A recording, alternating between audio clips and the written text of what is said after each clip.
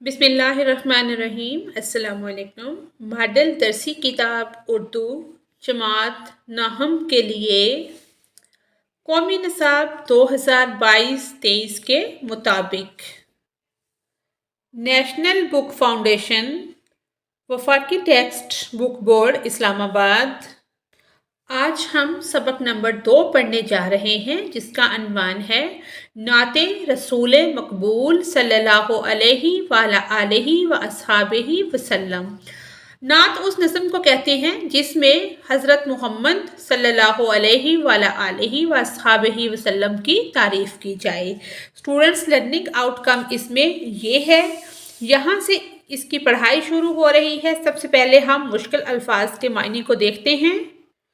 الفاظ معنی: پرخطا، جس سے کوئی غلطی کی ہو، جس نے کوئی غلطی کی ہوئی ہو اسے کیا کہتے ہیں؟ پرخطا۔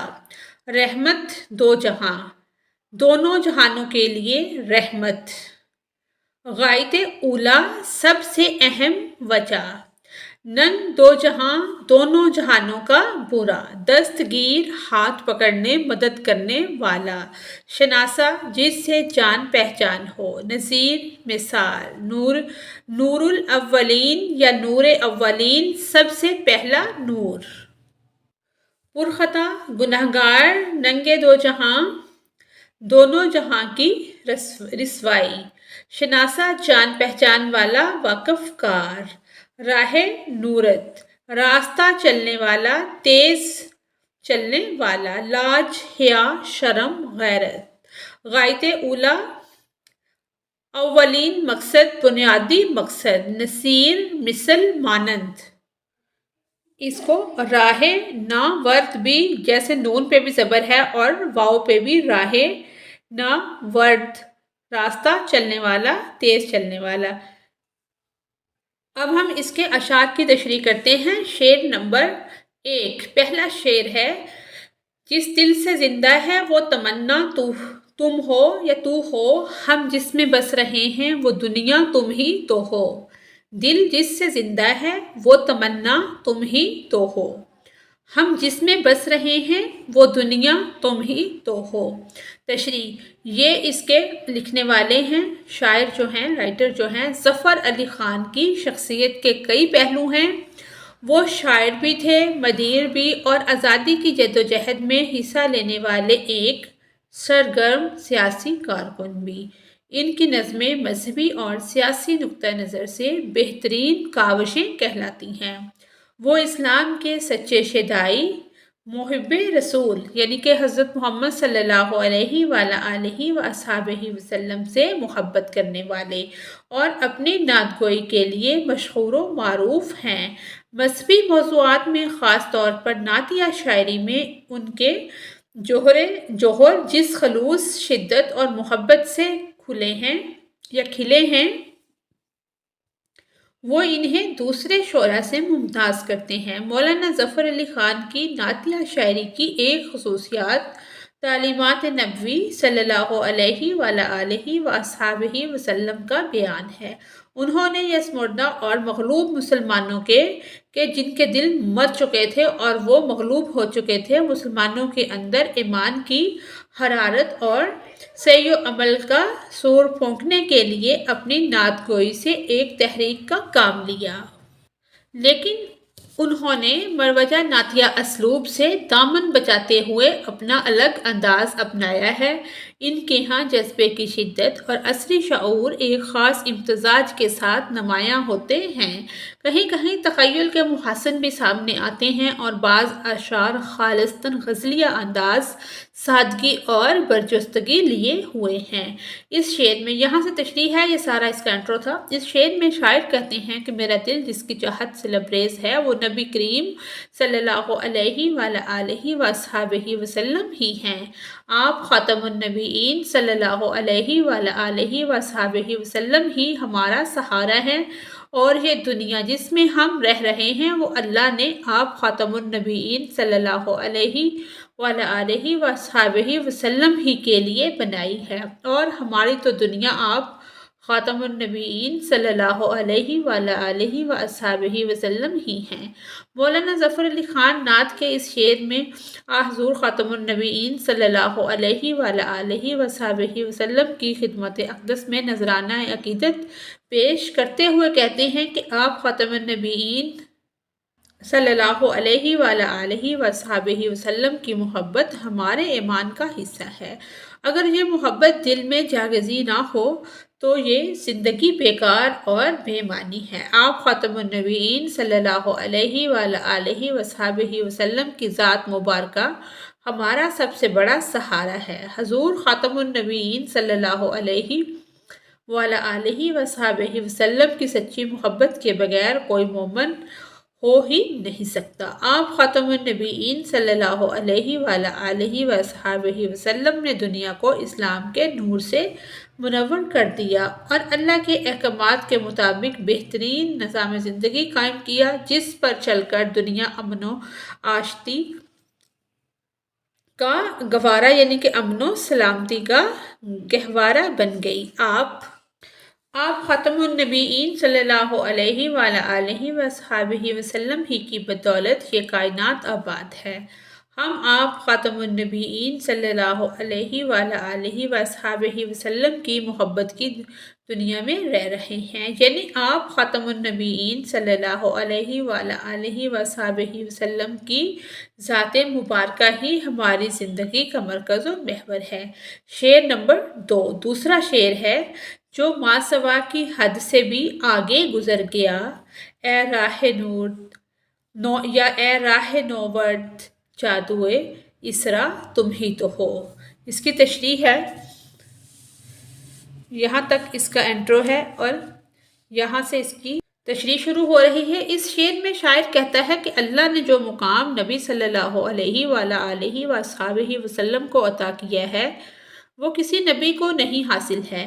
اللہ کے بعد سب سے بڑا مرتبہ سید الاولین و آخرین حضرت محمد مصطفیٰ صلی اللہ علیہ وآلہ وصحبہ وسلم کا ہے۔ اللہ تعالیٰ نے جس قدر غیب کی باتیں آپ صلی اللہ علیہ وآلہ وصحبہ وسلم کو بتائیں، ان تمام چیزوں کے آپ جاننے والے تھے۔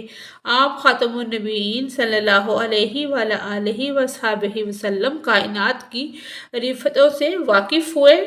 اللہ تعالیٰ نے اس کائنات کی ہر شے نبی صلی اللہ علیہ وآلہ وصحبہ وسلم کے لیے بنائی ہے۔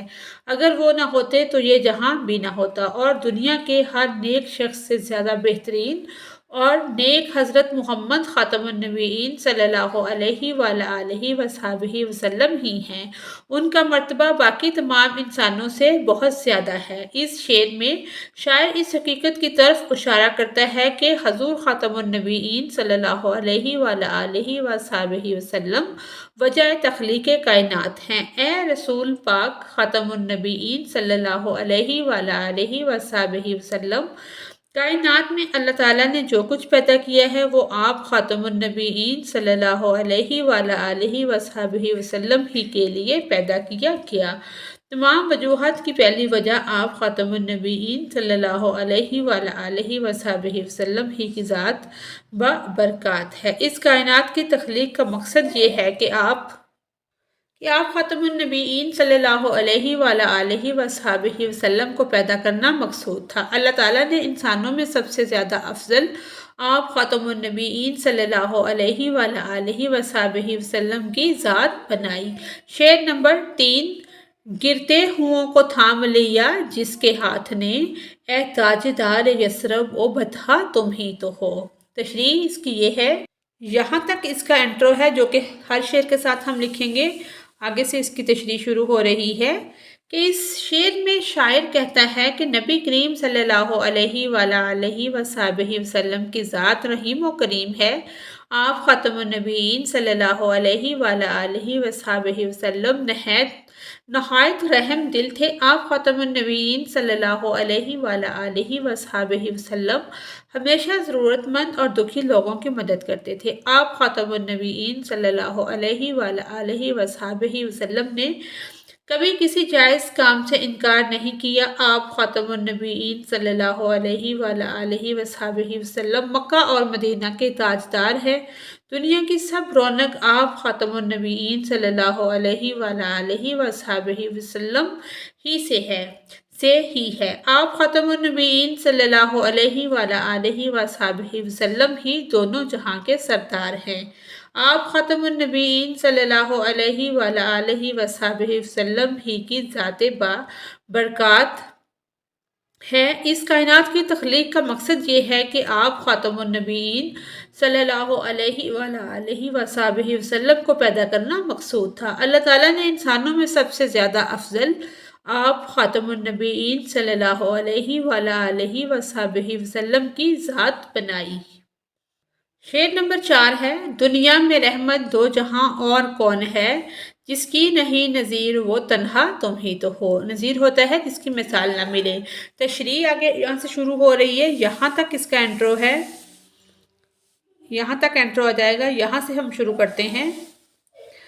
اس شعر میں شاعر کہتا ہے کہ اللہ نے جو مقام نبی صلی اللہ علیہ وآلہ وصحبہ وسلم کو عطا کیا وہ کسی کو نہیں حاصل ہے۔ آپ خاتم النبیین صلی اللہ علیہ وآلہ وصحبہ وسلم تمام انبیاء کی صف کے امام ہیں۔ آپ صلی اللہ علیہ وآلہ وصحبہ وسلم خاتم النبیین ہیں، یعنی نبوت کا خاتمہ کرنے والے ہیں، مہر لگانے والے ہیں۔ آپ یکتا ہیں، آپ جیسا انسان رب نے نہ بنایا ہے نہ قیامت تک بنائے گا۔ آپ بے نظیر ہیں، وہ آپ خاتم النبیین صلی اللہ علیہ وآلہ وصحبہ وسلم ہی ہیں جس کی کوئی مثال نہیں ہے۔ حضرت خاتم النبیین صلی اللہ علیہ وآلہ وصحبہ وسلم کی ذات بابرکات ایسی ہے جس کی دنیا اور آخرت میں کوئی نظیر نہیں ملتی، کوئی مثال نہیں ملتی۔ آپ خاتم النبیین صلی اللہ علیہ وآلہ وصحبہ وسلم سراپا رحمت ہیں۔ آپ خاتم النبیین صلی اللہ علیہ وآلہ وصحبہ وسلم کا لقب رحمت للعالمین ہے۔ آپ خاتم النبیین صلی اللہ علیہ وآلہ وصحبہ وسلم کی رحمت صرف انسانوں پر ہی نہیں بلکہ دوسری مخلوقات پر بھی ہے، یعنی کہ انسانوں کے لیے ہی نہیں بلکہ تمام مخلوق کے لیے رحمت للعالمین ہونے کی بدولت تمام عمر آپ خاتم النبیین صلی اللہ علیہ وآلہ وصحبہ وسلم نے اپنے جانی دشمنوں تک کو ایذا نہیں، تکلیف نہیں پہنچائی۔ میدان کا راز میں آپ خاتم النبیین صلی اللہ علیہ وآلہ وصحبہ وسلم نے کبھی تلوار نہیں اٹھائی، اپنے دست مبارک سے کسی کو قتل نہیں کیا۔ کفار مکہ نے آپ خاتم النبیین صلی اللہ علیہ وآلہ وصحبہ وسلم کو کتنی تکالیف پہنچائیں۔ اہل طائف نے آپ خاتم النبیین صلی اللہ علیہ وآلہ وصحبہ وسلم سے کتنی بدسلوکی کی، لیکن آپ خاتم النبیین صلی اللہ علیہ وآلہ وصحبہ وسلم نے کبھی بھی کسی کے لیے بد دعا نہیں کی۔ آپ خاتم النبیین صلی اللہ علیہ وآلہ وصحبہ وسلم اپنی صفات میں تنہا ہیں۔ آپ خاتم النبیین صلی اللہ علیہ وآلہ وصحبہ وسلم جیسا اور کوئی دوسرا نہیں۔ دونوں جہانوں کی بادشاہی اللہ تعالیٰ کے کرم سے آپ خاتم النبیین صلی اللہ علیہ وآلہ وصحبہ وسلم ہی کے پاس ہے۔ رحمت للعالمین کا تاج آپ خاتم النبیین صلی اللہ علیہ وآلہ وصحبہ وسلم ہی کو زیبا ہے۔ آپ خاتم النبیین صلی اللہ علیہ وآلہ وصحبہ وسلم ہی سب کے ملجا و ماوا ہیں۔ شعر نمبر 5 ہے، پھوٹا جو سینہ شب تارے الست سے، اس نور الاولین کا اجالا تم ہی تو ہو۔ یہاں سے اس کا انٹرو ہے، یہاں تک اس کا انٹرو بنے گا، یہاں سے اس کی تشریح ہے کہ اس شعر میں شاعر کہتے ہیں کہ نبی صلی اللہ علیہ وآلہ وصحبہ وسلم کی ولادت سے پہلے تاریکی کا گہرا اندھیرا چاروں طرف پھیلا ہوا تھا، ہر طرف ظلم کی حکمرانی تھی۔ اس اندھیرے کی تاریکی کو روشنی بخشنے والے آپ صلی اللہ علیہ وآلہ وصحبہ وسلم ہی ہیں۔ جنہوں نے اسلام کا نور چاروں طرف پھیلا دیا۔ اللہ تعالیٰ نے روز اول تمام ارواح سے استفسار کیا تھا کہ کیا میں تمہارا رب نہیں ہوں، جو اب جواب میں ہر ذی روح نے ہاں کہا تھا، جیسا کہ قرآن مجید میں ارشاد باری تعالیٰ ہے۔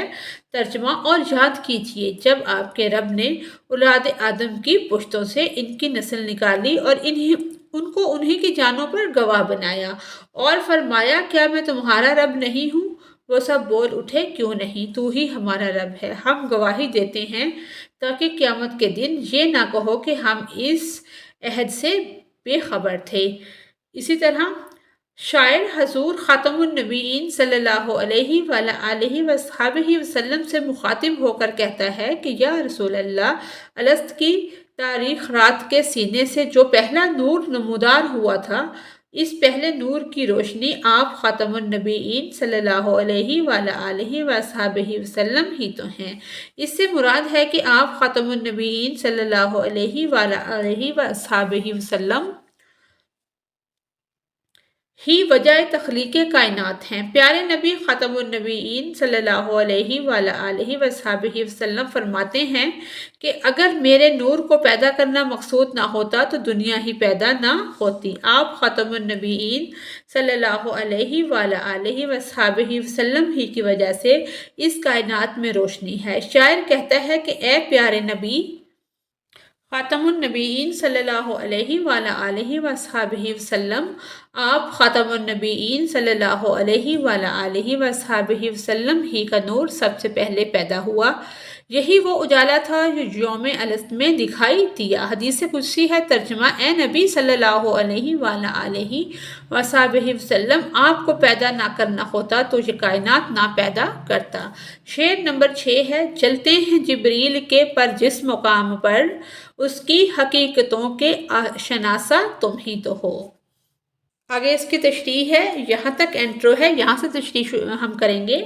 اس شعر میں شاعر نے معراج کے واقعہ کو تلمیح کے طور پر استعمال کیا۔ عرش پر جب نبی صلی اللہ علیہ وآلہ وصحبہ وسلم اللہ سے ملاقات کے لیے گئے تو سدرۃ المنتہا کے مقام پر حضرت جبریل علیہ السلام رک گئے۔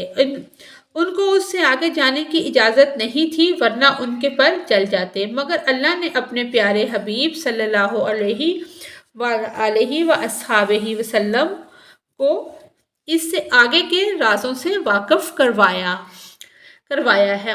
وہ اللہ کے بعد اس دنیا کے ہر راز سے واقف ہیں۔ دراصل شاعر یہاں اس واقعہ کو استعمال کرتے ہوئے آپ خاتم النبیین صلی اللہ علیہ وآلہ وصحبہ وسلم کی شان بیان کر رہے ہیں۔ پیارے نبی خاتم النبیین صلی اللہ علیہ وآلہ وصحبہ وسلم کی حیات طیبہ آدمیت کا سراپا عروج ہے۔ آپ خاتم النبیین صلی اللہ علیہ وآلہ وصحبہ وسلم کا مقام و مرتبہ فہم سے خد سے ماورا ہے۔ فہم و خد سے کہ جیسے بہت سارے لوگ اس واقعے کا انکار کرتے ہیں کہ آپ معراج شریف پر نہیں گئے، کہ لوگوں کی سمجھ میں آنے والی بات نہیں ہے، سمجھ سے اوپر کی بات ہے۔ حضور صلی اللہ علیہ وآلہ وصحبہ وسلم خاتم النبیین اور خیر المرسلین ہیں۔ آپ خاتم النبیین صلی اللہ علیہ وآلہ وصحبہ وسلم باعث تخلیق کائنات ہیں۔ اللہ نے انسان کی اصلاح کے لیے 1,24,000 پیغمبر مبعوث فرمائے۔ آپ خاتم النبیین صلی اللہ علیہ وآلہ وصحبہ وسلم کو جو مقام و مرتبہ اور فضیلت حاصل ہوئی وہ کسی اور نبی یا رسول کے حصے میں نہیں آئی۔ آپ خاتم النبیین صلی اللہ علیہ وآلہ وصحبہ وسلم کو معراج کی سعادت نصیب ہوئی۔ آپ خاتم النبیین صلی اللہ علیہ وآلہ وصحبہ وسلم جب معراج کے لیے تشریف لے گئے تو راستے میں ایک مقام سدرۃ المنتہا پر جبرائیل علیہ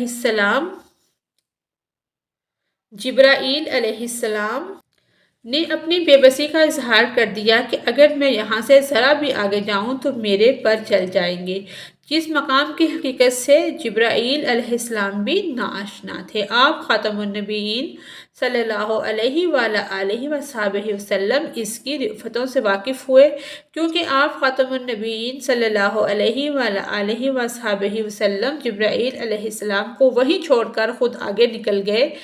ماہر القادری نے کہا ہے ایک مقام آیا کہ جبرائیل علیہ السلام کا بساط چھوٹا، وہ ہیں اور سلسلہ نور میں آج کی رات۔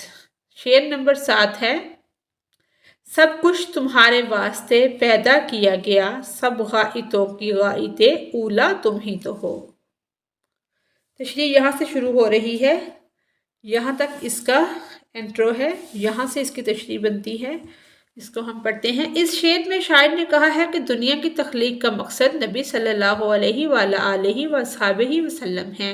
اللہ تعالیٰ نے اس کائنات کی ہر شے نبی صلی اللہ علیہ وآلہ وصحبہ وسلم کے لیے بنائی ہے، اگر وہ نہ ہوتے تو یہ جہاں بھی نہ ہوتا، اور دنیا کے ہر نیک شخص سے زیادہ بہترین اور نیک حضرت محمد خاتم النبیین صلی اللہ علیہ وآلہ وصحبہ وسلم ہی ہیں۔ ان کا مرتبہ باقی تمام، ان کا جو مرتبہ ہے باقی تمام انسانوں سے بہت زیادہ ہے۔ اس شعر میں شاعر اس حقیقت کی طرف اشارہ کرتا ہے کہ حضور خاتم النبیین صلی اللہ علیہ وآلہ وصحبہ وسلم وجہ تخلیق کائنات ہیں۔ اے رسول پاک خاتم النبیین صلی اللہ علیہ وآلہ وصحبہ وسلم، کائنات میں اللہ تعالیٰ نے جو کچھ پیدا کیا ہے وہ آپ خاتم النبیین صلی اللہ علیہ وآلہ وصحبہ وسلم ہی کے لیے پیدا کیا گیا۔ تمام وجوہات کی پہلی وجہ آپ خاتم النبیین صلی اللہ علیہ وآلہ وصحبہ وسلم ہی کی ذات بابرکات ہے۔ دنیا میں جو چیز بھی پیدا کی گئی ہے اس کا کوئی نہ کوئی مقصد ضرور ہے۔ اس کائنات کی تخلیق کا مقصد یہ ہے کہ آپ خاتم النبیین صلی اللہ علیہ وآلہ وصحبہ وسلم کو پیدا کرنا مقصود تھا۔ دنیا کی تمام رنگینیاں اور عنایاں آپ خاتم النبیین صلی اللہ علیہ وآلہ وصحبہ وسلم ہی کے دم قدم سے ہیں۔ اللہ تعالیٰ نے انسانوں میں سب سے زیادہ افضل آپ خاتم النبیین صلی اللہ علیہ وآلہ وصحبہ وسلم کی ذات بنائی، اور سب سے بڑا اعزاز تو یہ ہے کہ آپ خاتم النبیین صلی اللہ علیہ وآلہ وصحبہ وسلم کسی ایک قوم، علاقے یا ملک کے لیے نہیں آئے، بلکہ آپ خاتم النبیین صلی اللہ علیہ وآلہ وصحبہ وسلم کا پیغام تمام دنیا تک پہنچا، اور آپ خاتم النبیین صلی اللہ علیہ وآلہ وصحبہ وسلم ایسی تعلیمات لائے جو آج بھی اتنی ہی قابل عمل ہیں جتنی آج سے 1400 سال پہلے تھی۔ آگے یہ شاعر کا تعارف ہے۔ اسی کے ساتھ ہی ہماری آج کی ویڈیو مکمل ہوتی ہے۔ اگر آپ کو میری ویڈیو سے کوئی رہنمائی مل رہی ہے تو میری ویڈیو کو لائک اور چینل کو سبسکرائب کریں۔ Thanks for watching us.